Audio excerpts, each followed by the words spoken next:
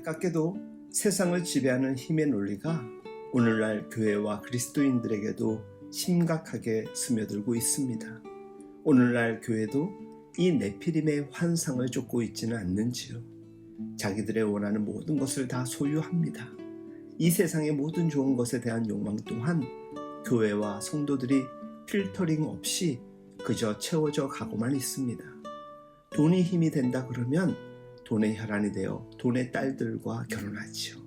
하나님의 아들들인 성도들도 돈이 되는 일이면 뭐든지 하려고 합니다.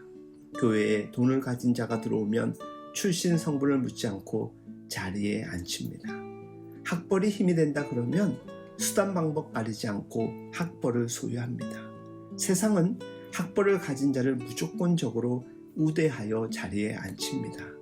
교회마저도 학벌당으로 둔갑해져 가고 있습니다. 그것이 힘이 되고 경쟁력이 되기 때문이겠지요. 학벌의 딸들을 아내로 삼습니다. 개인적으로 목회학 박사랍시며 제대로 유학하여 정성 들여 학위를 취득함이 아니라 국내에서 온라인 강의 들으며 연수식으로 외국 학교 방문하여 박사 취득하는 이들 가운데서는 그 누구도 학술적 우위와 목회적 풍성함을 드러낸 이들을 본 적이 없습니다. 권력이 힘이 된다 그러면 교회가 권력을 소유하기 위해 모든 채널을 동원해서 권력 유치 작전을 펼칩니다. 권력의 딸들을 아내로 삼습니다. 왜냐?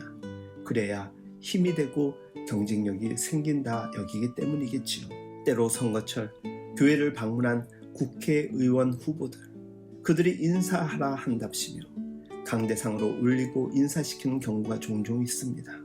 저는 그 사람들이 예수 믿는 것에 대해서는 아무런 억하 심정이 없습니다. 다만 이러한 풍토가 오늘날 교회가 현대판 네피림의 온실이 되어가는 모습은 아닐까 생각해 보았습니다.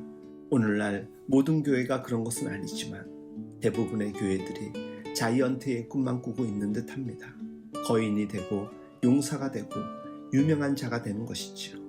교회들마다 이 네피림의 환상에 모두 정열을 쏟고 있습니다. 저는 결코 교회 성장 반대론자가 아닙니다. 작은 교회 지상주의자 또한 아닙니다. 무슨 열등감에 의한 대형교회 알러지 증세를 가진 사람은 더더욱 아닙니다. 다만 본질을 잃어버린 채 네피림 환상의 교회가 한몫하면서 경쟁하는 것에 대하여 우리가 진실한 성찰을 해야 되지 않을까 깊이 말씀 나누고 싶습니다. 그러나 그들의 날은 120년이 되리라 하시니라. 육체의 세상은 영원하지 않습니다. 네피림의 환상도 끝날 때가 옵니다.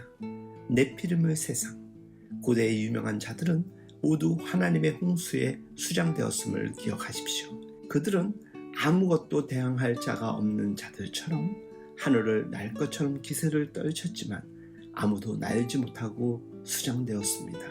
그들은 다만 육체에 불과했습니다. 그것은 흙입니다. 우리가 진실로 하나님의 은혜를 입은 자입니까? 그렇다면 우리가 매일 살아가면서 실제로 의지하는 힘은 무엇입니까? 우리는 네피림의 욕망을 가지고 있진 않는가? 그 환상을 쫓고 있진 않는가?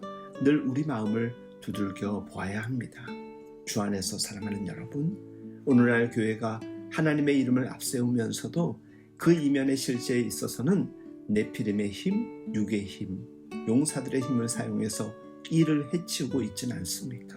그래서 교회 안에도 용사들의 이름만 자꾸 높아져 가고 있는 것 안타까운 현상입니다.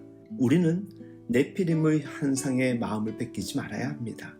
그것은 다만 환상입니다. 겸손히 우리가 인생임을 기억해야 하는 것입니다. 오직 하나님의 은혜를 입은 때만이 우리는 이 땅에서 존재할 수 있습니다. 영원한 생명은 오직 생명의 주인이신 하나님께로부터 오는 것임을 기억하면서 오늘 하루도 감사하며 주를 의지하며 살아야 합니다. 이 육체의 힘의 원리가 바늘치는 세상에서 오직 우리는 하나님의 은혜로 사는 자들임을 증거할 수 있길 예수님의 이름으로 축복하며 응원합니다.